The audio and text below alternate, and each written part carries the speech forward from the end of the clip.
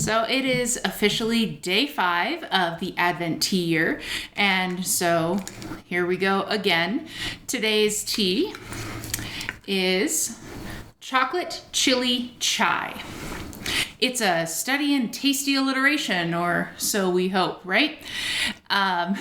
Today's tea does have black tea, chocolate, red peppercorn, lily petals, ancho chili, Aleppo chili, and natural and artificial flavorings to enhance the chocolate and chili flavorings in there. This is also a certified kosher tea. All the ingredients in here will be fine for that.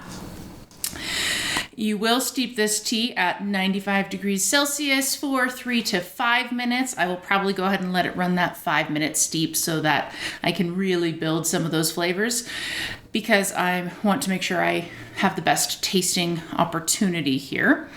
Interestingly, this is the most caffeinated tea that I will have had. It's got 3 out of 3 pips going on. So we will see what goes on there. I'm about to be joined by a cat. Yep, here we go. This is Khan. Khan does not drink tea, but he thinks he should be part of things.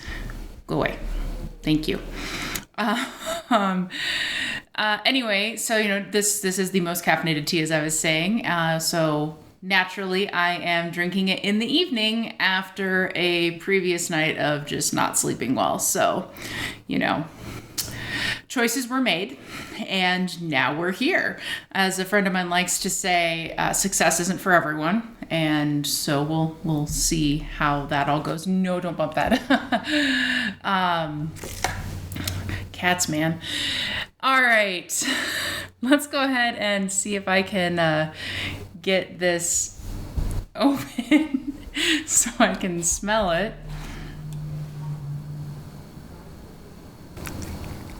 Once again, I get predominant notes of chocolate. Khan gets a whole lot of, I don't know what you're smelling or why you're smelling it, but it's gross. That's the face he's over here making. But I do get a little bit of, I think it's got to be some of that chili in there. Potentially the pepper. It's much more an after smell in there. Is that a word? After smell, like aftertaste. It makes sense why I'm getting chocolate too, because it looks like I've got those little mini chocolate chips in here. Chaos. Okay. Cat was just bumping my computer, and that's what I'm recording on. So that was an adventure in itself. But yeah. This is actually right here a piece of chocolate. So we got some pretty sizable chocolate chunks in this tea. Let's go ahead and shake that out. Ooh. I feel like these canisters are a lot fuller than the first one was, because I'm just getting a ton of tea when I'm shaking them out and just feeling like I'm going to get a lot of use out of them, which is great, at least for the ones that I really like, but we'll have to see what's up with that. It might also be possible that I'm just, not consuming nearly as much because I'm restricting myself to that small teacup. All right. Naturally, as I shook this out, I didn't really get one of the red peppercorns. They are in there, and I can see them. Let me see if I can fish one out. Come here. And yeah, so there we go. There's a red peppercorn that's kind of crushing there, but that is that. The brown thing here, that is also a peppercorn. It is just not red. So yeah, we can see the chocolate in here. The orangish shavings are gonna be one of the chilies. I'm not sure which. And then that darker red flake here is also one of the other chilies. My suspicion, because I've seen ancho chilies, is that the darker red is the ancho and the oranger is the Aleppo. And then I do have some more of some greenish pieces here. And I believe that's got to be the lily petal. So I think I'm getting better at identifying this, or I'm at least getting better at making you think that I know what I'm talking about. So we're going to go ahead and get that transferred on over to the bag. at this point, I kind of have given up on doing the tea ball just because I would like to actually not worry about ingesting tea leaves. There's nothing bad about ingesting tea leaves, but I also just don't really want to ingest a whole peppercorn. So, I mean, yeah, the whole peppercorn's not going to pour through the tea ball unless I do something disastrously wrong. But as I showed you, that red one was kind of crushing. And I imagine that with enough of that crushed piece, and I'm seeing some more red pieces, which are probably chili, but could be peppercorn. I'm not the biggest fan of getting a mouthful of just straight pepper. So,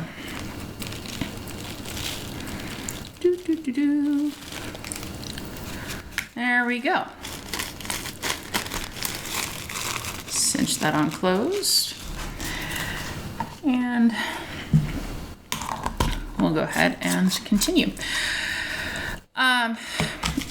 So I'm going to go ahead and hit the water here, and I'll talk about the ingredients while I go with this.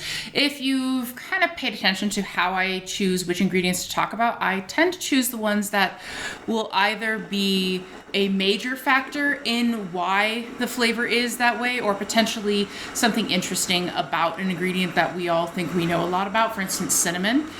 And that's one choice that I make when I'm choosing ingredients. The other one that I choose to make is when it doesn't seem like an ingredient really belongs, which is absolutely the case with yesterday's mint tea and my ranting about all of the licorice flavors that were put into the tea.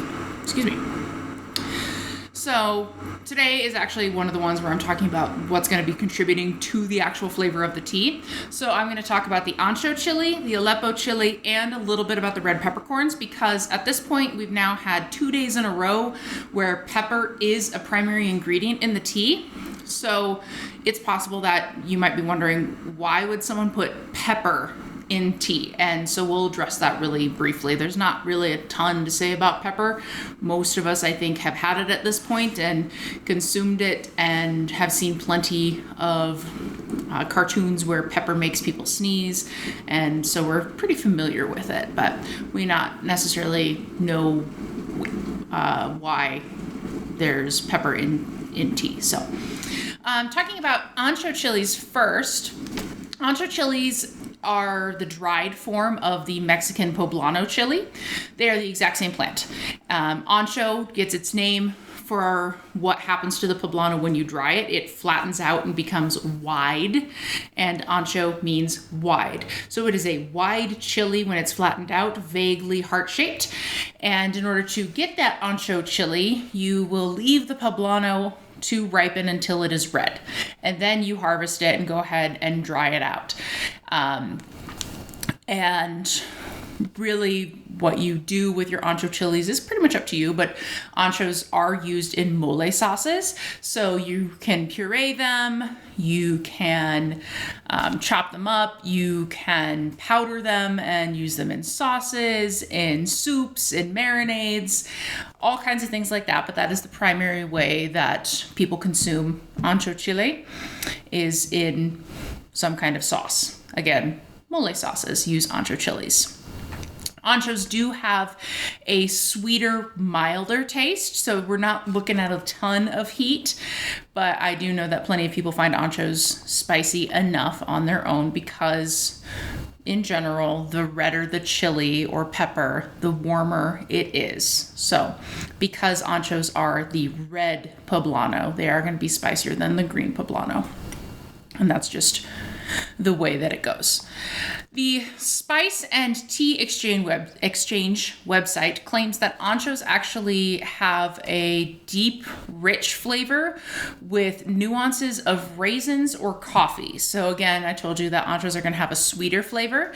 And if anchos are used in mole sauces, which has that chocolate component in them, you would expect that there's going to be some sweet in there, not potentially just from the chocolate, but now we know also from the chili. So I'm going to be looking to see if I can taste any of those coffee notes. I'm not sure that I'll actually really pick up on raisin notes compared to everything else that's going to be in that tea, but I'll let you know. Aleppo chilies, by contrast, come from the Aleppo or Halabi pepper, which is common to the Middle East. and it's actually named after the city of Aleppo. And Aleppo was originally off of the Silk Road, which went through northern Syria, and the pepper itself is actually grown in Syria and in Turkey. Interestingly, I've heard of Aleppo chilies and Aleppo peppers, but I don't know that I've actually consumed them. It's possible that I have, and I'm just not remembering. I do like some Middle Eastern foods, but I haven't really gotten super into that cuisine yet. And that actually reflects a bit of the pepper's journey itself. In recent years, it really hasn't been until the late 20th century, like about 1990s, that Aleppo chilies were found in cuisines and in locations in Europe and the United States outside of those Syrian, Armenian, and Turkish communities. So it started to really gain some traction, but in a broad history of the world, when we obviously have been eating to survive for so long, and when you look at Middle Eastern history, which has a very long, complex history, which is probably tied to a lot of culinary traditions, especially if you use, for instance, the Bible as an example of how deeply rooted food and meals are to culture, then it really does make sense that for a 30-year history of that Aleppo pepper being used in a popular fashion outside of those communities, that we don't really necessarily have a lot of uses with it in Western cuisine. So I will probably actually start looking for some places where I can actually use Aleppo and see more what it tastes like outside of tea. But like the ancho chili, it is supposed to be a sweeter and milder kind of chili. It's often compared to crushed red pepper, actually, but again, going to be sweeter and milder. Actually, also, I have notes that it's supposed to be oilier. So I'm going to be watching for that. We know how I feel about oil on my tea at this point. But it also has a supposedly raisin-like flavor. And the Spice and Tea Exchange website says that it is sweet, fruity, and complex with hints of cumin. I always love when things say that flavors are supposed to be complex, because what does that even mean, right? How do you define what a complex flavor really is going to be? But cumin is an interesting note to have. Cumin, I know predominantly because I like curry. I like curry quite a bit, so I'm really curious as to whether or not this tea will have some curry flavor. No, that's a Friends reference, and it's something that my dad and I say to each other all the time. So that was for him. But I really don't actually think it's going to have a curry taste. The cat, again, is trying to get in on this action. But I am interested in that supposedly sweeter, milder flavor. I actually, as soon as I read the title, thought this was going to be a little bit more like Mexican hot chocolate, which I like, but it doesn't really like me back. So I'm hoping it's going to be less like my experiences with Mexican hot chocolate and just more like a different kind of chai. Like, a chocolate chai is really what I'm hoping for here. And that's really what I'm watching for, especially because of that red peppercorn. Now, talking about the peppercorn here, which I will go ahead and do while I add my water. Look at me remembering to measure and everything. I dropped tea into my measuring cup here, so I'm going to end up with some excess leaves in my steep here because I dropped them while I was looking at the ingredients. I always find it interesting when you start steeping a tea, how quickly some teas will start to show their color and how slowly other teas do. This tea is going to be one of those slower build ones, so it's going to be a good thing that I go ahead and let it steep for closer to that 5 minutes. So, red peppercorns are really actually no different than black peppercorns. If you get your little peppercorn blend, the only real difference in those peppercorns is how long they were left to grow and whether or not they were allowed to ferment. That's it.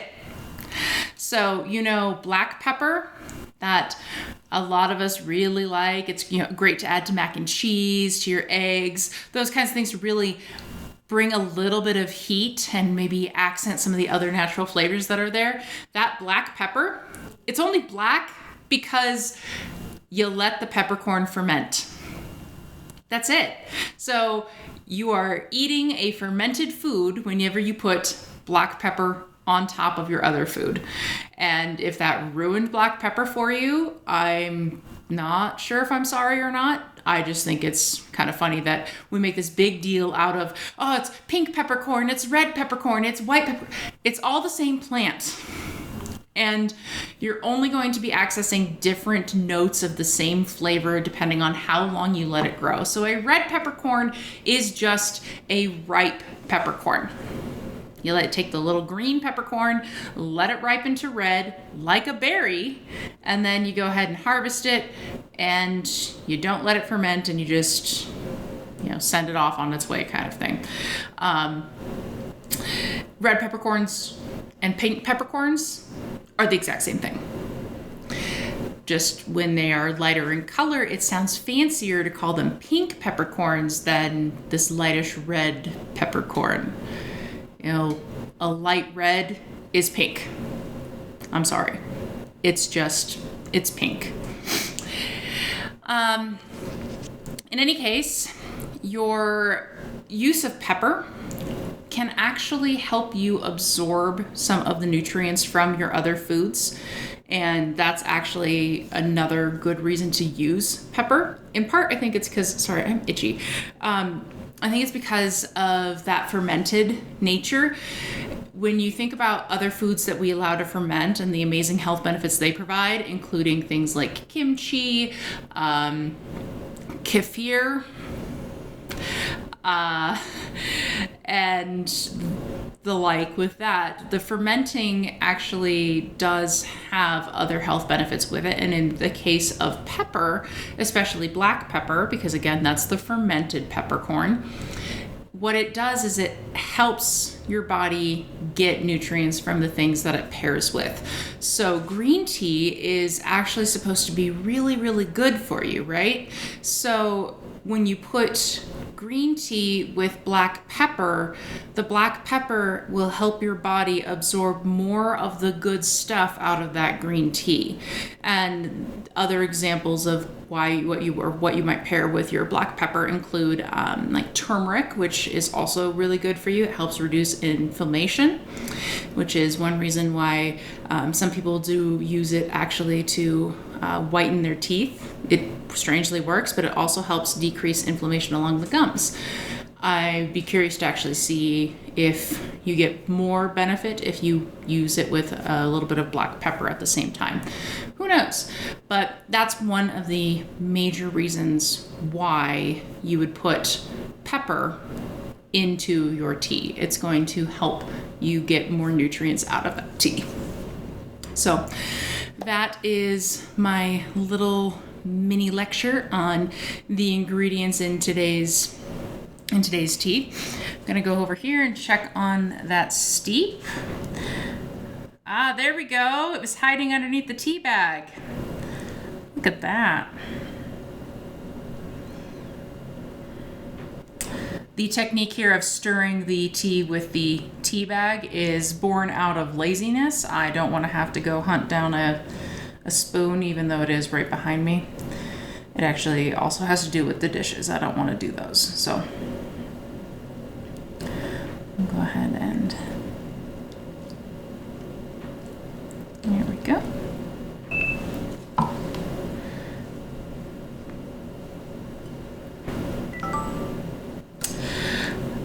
that beeping noise was my other camera just telling me it was low battery and stopping the recording there. So where we got to with that is that we have a nice medium reddish brown color. The liquor, again, that's that liquid, is actually really clear.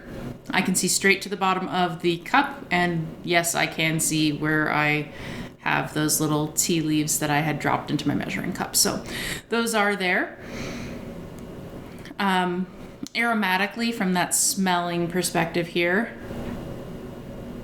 I mostly get the chocolate. Chocolate is what I'm learning here is to be a really overpowering ingredient as far as the smell is concerned.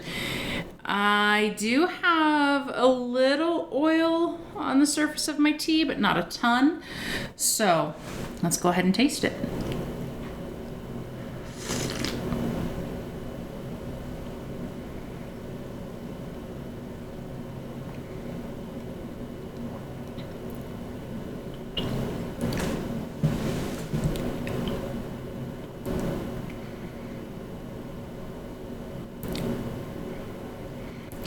Right off the front, I get a lot of the chocolate notes, and then the chocolate does fade, and I start to get some of the spice of the chili. It's not nearly as well blended as the chocolate covered almond tea, and I will even say it's not nearly as well balanced and blended, I think, as even the mint tea. I do like this one better than the mint tea. Just, I think that the flavors are just ones that I tend to prefer a little bit more. And as I'm talking, I can actually feel a little bit more of the heat coming into play here. Kind of right here, tip of the tongue there is where I'm getting some of that heat. So it's nice that it's a little bit more forward rather than in the back of the throat where you feel like you can't escape it as much. So it's definitely not as good as the chocolate covered almond in my opinion. Again, if you're going to go with one of these chocolate teas that we've had, chocolate covered almond all the way. But if you like something that is lightly reminiscent of Mexican tea, or Mexican hot chocolate, this does kind of have that same feel. But of course, it's going to be lower in calories because it doesn't have the same oomph and body of the Mexican hot chocolate.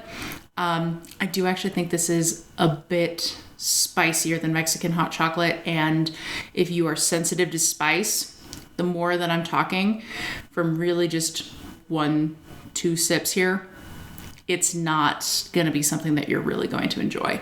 So spice sensitive people, definitely be wary and potentially even steer clear of this one. However, if you like the heat, go ahead and pick this one up. So I will say recommend with reservations as far as my final opinion on this tea. I should be getting caught up with videos tomorrow, so I shouldn't have as much of a delay, hopefully not even a 1-day delay between the videos, but thank you again for coming back, hanging out with me, and tolerating all of the misspeaks that happened in this one and the presence of my nosy cat. So I hope you have a great night, and I will see you tomorrow.